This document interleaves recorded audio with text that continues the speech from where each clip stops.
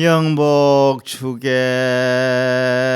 상안락하고 만사여의 실행통하야지다나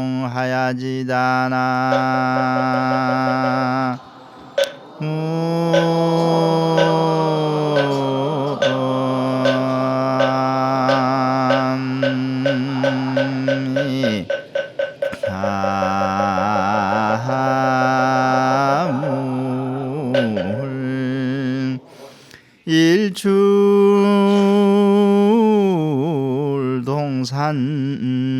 선조고요 복내인간 선도신이로다나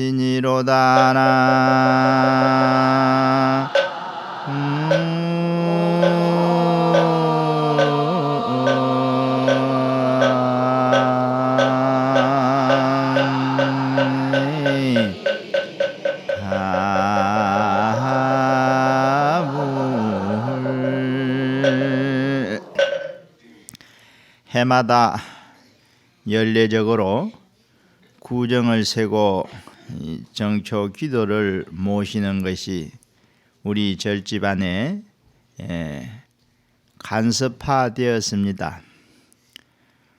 오늘 이미 나흘째인가 정초 기도를 봉행하고 있는 걸로 알고 있습니다.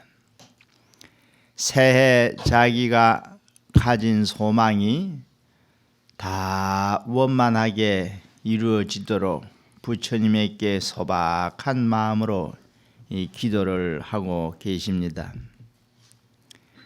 우리가 항상 이 사바세계 인연 속에서 자기에게 주어진 생애를 살아가면서 원하는 심중의 소박한 그 마음은, 소원을 담고 있는 마음은 영복 추객 상안락, 복은 맞아들이고 액은 물리쳐서 항상 편안하고 즐겁게 사라지도록 해주셔서 하는 가장 기본적인 원행의 마음이라 할 수 있습니다. 이런 마음을 가지고 우리가 항상 자기 자신을 지키고 가정을 지키고 사회를 지키고 나라를 지키고 이래서 이 세상의 모든 중생세계가 이와 같이 안락을 누릴 수 있기를 기원하는 마음이 바로 이제 이 불교인들이 갖는 그런 발언하는 마음이죠. 그런데 이런 소박한 마음을 갖고 있으면서도 우리가 뭔가를 노력하면서 공을 들여야 한다는 사실을 항상 맹념해 있어야 됩니다.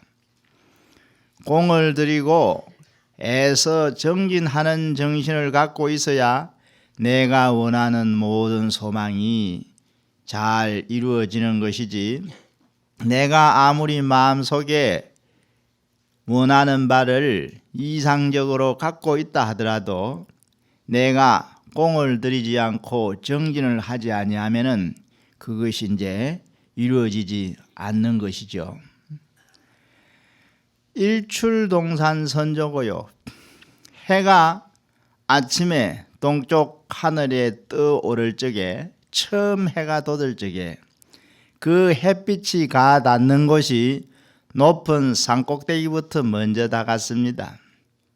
이 말이 이제 일출동산 선조고요 하는 하흥경문에 나오는 개성의 한 구절입니다.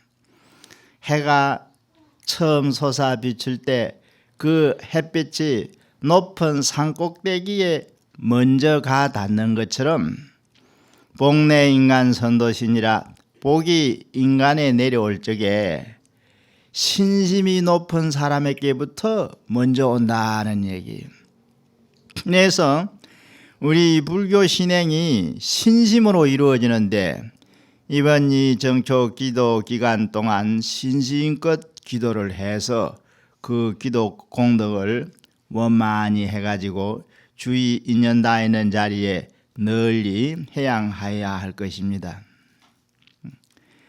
우리 불자들의 이런 그 신앙 정서가 온 사회적인 여러 영역에 두루 정서적인 그 안온함을 끼쳐주고 나아가서는 사회의 어떤 그 정신 공기를 순화시킬 수 있는 그런 그 계기도 마련해야 되겠습니다.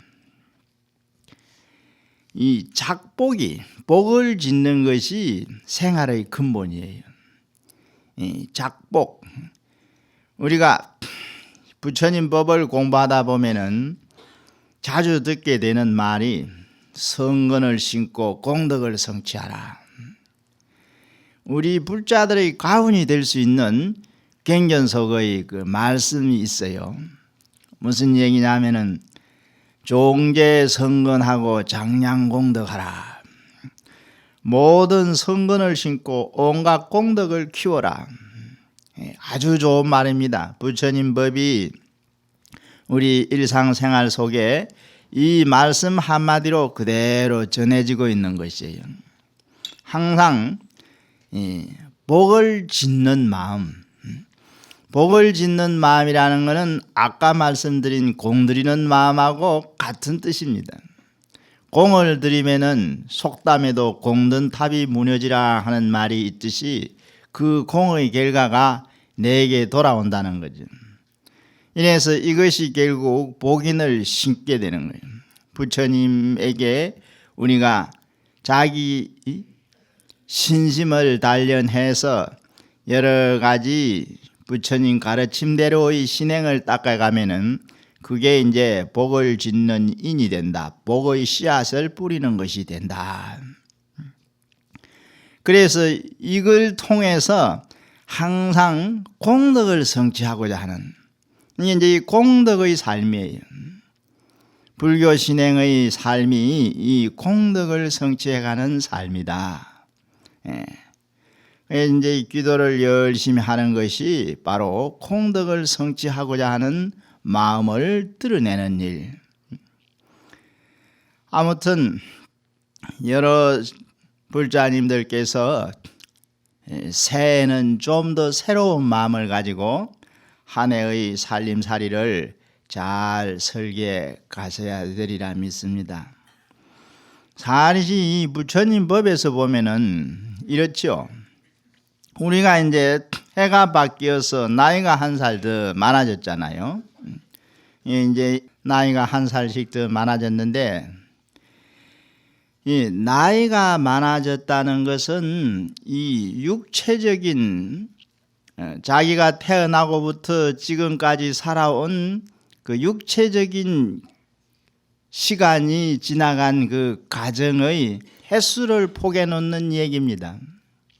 몸이 나이가 들었다는 얘기예요. 몸이.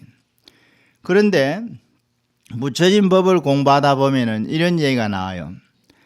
몸은 나이를 먹지만은 마음은 나이를 먹지 않는다. 몸은 나이를 먹는데 마음은 나이를 먹지 않는다. 이게 무슨 얘기냐? 예를 들어 말씀드리면은 이 서봉사 대웅전 법당이 건물입니다. 이 건물도 나이가 있어요. 지은 지 몇 년 되었다. 이건 사람 나이와 똑같은 그 건물의 나이예요. 그런데 이제 이 법당이 앉은 자리, 이 터의 어떤 공간, 법당 안의 이 공간, 이건 이 지어지는 것도 아니고 떨어지는 것도 아니기 때문에 나이가 없습니다. 다시 말하면은 땅에 있는 두두물물 삼라만상은 이건 나이가 있다고 할 수 있지만은 하늘은 나이가 없다 이거예요. 이 우주의 무한한 공간 스페이스는 나이가 들지 않는다는 얘기예요. 그래서 한 해 두 해 우리가 연륜을 쌓아가면서 자기 나이가 많아져 가지만은 이건 신체가 시간을 경과하고 있는 그 연륜의 폭염에 불과한 것이고 내 마음에는 나이가 들지 않는다. 이런 법문을 설해 놓은 그 말이 전해지고 있어요. 2조 때 서산 스님께서 어느 날 닭이 우는 소리를 들고 호련히 깨달음을 얻었다 그래요. 그러고 나서 이제 설에 놓은 오도송처럼 전해지는 개성이 있는데 그 개성의 뜻이 어떻게 설해져 있느냐 하면은 발백신비백, 머리털은 휘어지지만 마음은 휘어지는 것이 아니라고. 그러니까 머리털이 휘어진다는 말은 육체적으로 늙어간다는 얘기 아닙니까? 이 신체가. 그러나 신비백, 마음은 휘어지지 않는다. 마음은 늙는 것이 아니다. 마음은 나이를 안 먹는다. 금방 말씀드린 그런 뜻이에요. 고인정 누설이더니 옛 사람들이 일찍이 누설했더니, 누설했단 말은 그 내용을 드러내 밝혀놨다는 얘기요. 청기 누설이란 말도 있잖아요. 비밀로 간직하지 않고 그걸 남이 알도록 드러내 밝혔다는 얘기죠. 옛 사람들이, 고인이라는 건 옛날 역대 조사 스님네들, 불법의 진리를 깨달은 그런 도인들, 이런 분들이 일찍이 그 말씀을 다 해나오셨다 이거예요. 그런데 이제 금문일성계하고 이제 따구는 소리를 한번 듣고 장부 능사필이라 장부가 해야 될 일을 다 마쳤다, 이렇게 이제 그 개성에는 설해져 나오는데, 다시 말씀드리면은 우리가 불법을 바로 공부하는 그 공부분상에서는 육체가 나이가 들어가는 여기에 무상을 생각하거나 여기에 인간사의 덧없음을 느끼지만 말고 항상 불법의 진리 자체, 부처님의 깨달음의 이치를 통해서 이 세상을 다시 간조할 수 있는 그런 마음의 여유를 가져야 된다. 그래서 이제 이게 공부분상에서는 아주 중요한 법문이 되죠. 몸은 늙어가지만은, 나이를 먹어가지만은 마음은 나이를 먹는 것이 아니다. 그러니까 이제 이 어떤 면에서는 역설적으로 한 해를 새롭게 산다 이럴 때 그 마음은 다시 새로운 마음, 젊어지는 마음이 되어야 돼요. 다시 새로워지는 마음, 다시 젊어지는 마음. 나이가 많아지는데 어떻게 젊어지느냐? 마음의 이치를 가지고 생각하면 젊어진다는 얘기예요. 마음의 이치. 부처님이 설해놓은 깨달음의 진리의 이치를 가지고 생각하면 누구나 그렇게 될 수 있다는 얘기예요. 그래서 이제 이 부처님 법을 통해서 우리 자신의 생활의 여러 면들을 다시 한번 깊이 생각해 보는 그런 또 여유를 가지셔야 할 것 같습니다. 일련 포간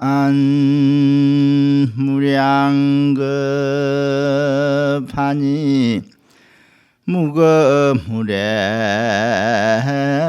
형무주로다나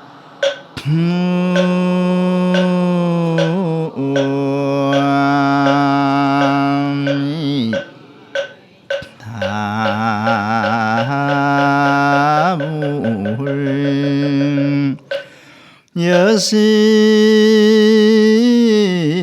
요지 삼세사 하면 초제 방편 성심여기로다나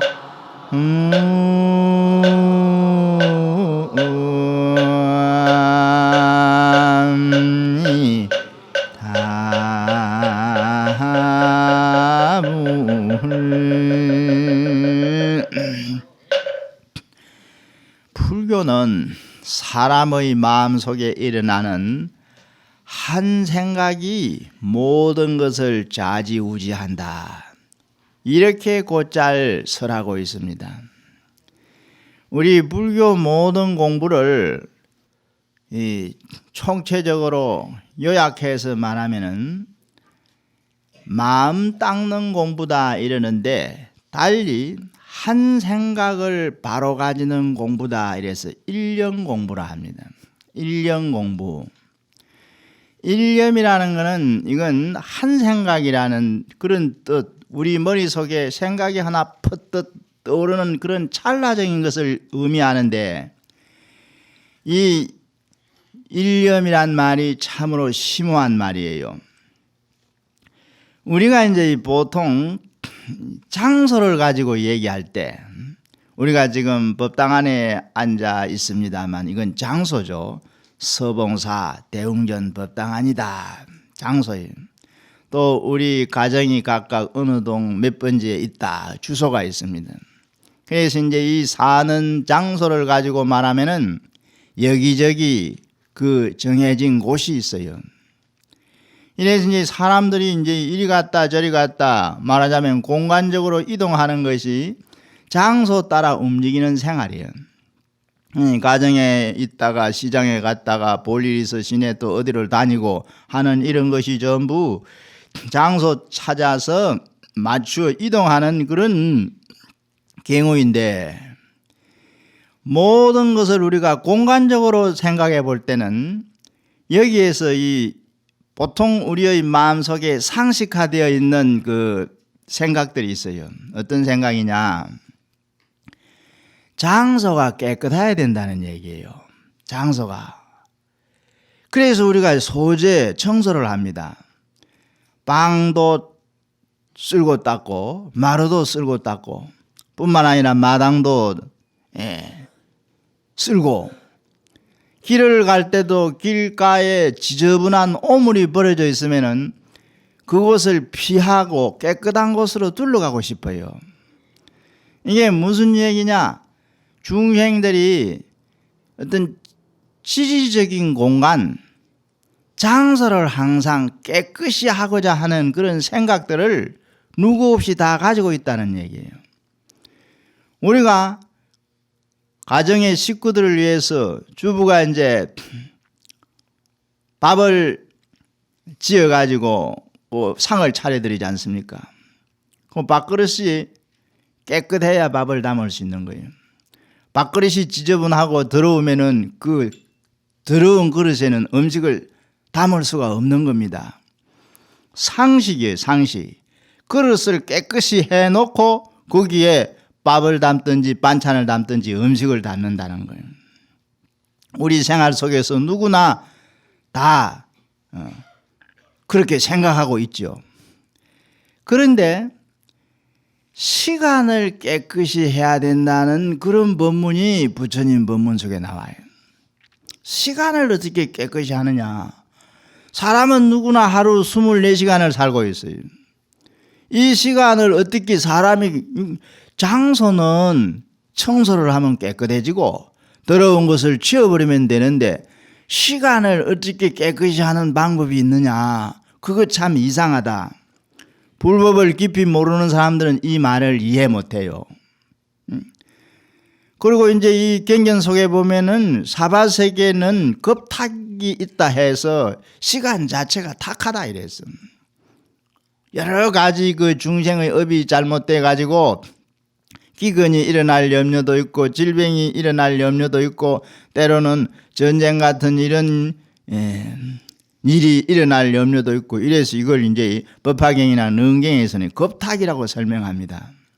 이것은 인간의 어떤 개인적인 의지로 정화될 수 있는 것이 아니라 어떤 면에서 보면은 그런데 시간을 어떻게 깨끗이 하느냐 그게 이제 일념의 법문 속에서 나옵니다. 사람이 한 생각이 되는 이걸 불교에서는 가장 수행하는 데 있어서 중요한 것이라고 얘기해요. 참선 공부를 할 때도 일념 공부가 돼야 돼요. 기도를 할 때도 일념이 돼야 돼요. 일념. 일념이라는 것은 생각이 하나로 통일된 상태를 말합니다. 곧 번뇌와 망상에 의해서 우리 마음이 흔들리지 아니하는 상태라요. 일념이 되었을 때 자기 마음이 가장 깨끗해진다 그래요. 그리고 염 자체가 인도 말 그 범어로 음사한 말에 찰나란 말이 있잖아요. 찰나. 순간을 뜻하는 말인데 가장 짧은 시간의 단위를 나타내는 말입니다. 그 찰나를 번역한 말이 생각염자 염이에요. 그러니까 이 찰나는 원래 시간을 뜻하는 말이에요. 찰나가. 그래서 인도는 과거의 하루의 시간 계산을 모율따라는 시간 단위를 통해서 이 쓰던 적이 있었어요. 그래서 현대 시간하고 맞추어 이 비교를 해서 계산을 하면은 1찰나가 75분의 1초에 해당된다 그래요. 그러니까 일념이 되면은 바로 시간을 깨끗이 하는 시간의 정화하는 일이 된다 이거예요. 그러니까 이제 이 정초라서 절에 와가지고 전부 기도하면은 기도하는 그 마음 속에 내 마음이 염력이 맑아집니다. 그러니까 이제 이게 뭐냐? 우리가 방을 청소하고 또 마당을 청소하듯이 자기가 일상생활 속에서 늘상 수용하는 어떤 시간의 경계를 청정히 하는 일이 바로 이 기도를 모시면서 우리가 마음속으로 발언하는 염력을 정화하는 일이다 이 말이에요. 그래서 모든 이 세상의 인연 상황이 시간적인 상황과 공간적인 상황으로 설명되잖아요. 언제 어디서 이렇게 얘기해요.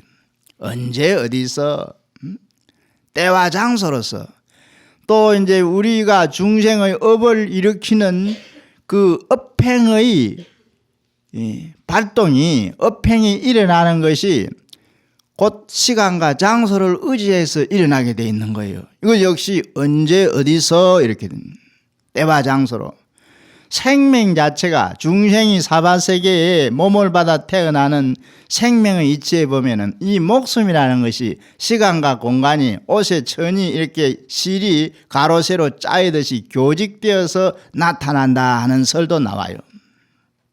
아주 심오한 얘기죠. 그래서 항상 생활이라는 것이 어디에 의지합니까? 시간과 장소를 의지하는 거잖아요. 달리 말하면 시공을 의지하여서 시공 속에서 중생의 행위가 이루어지는 거예요.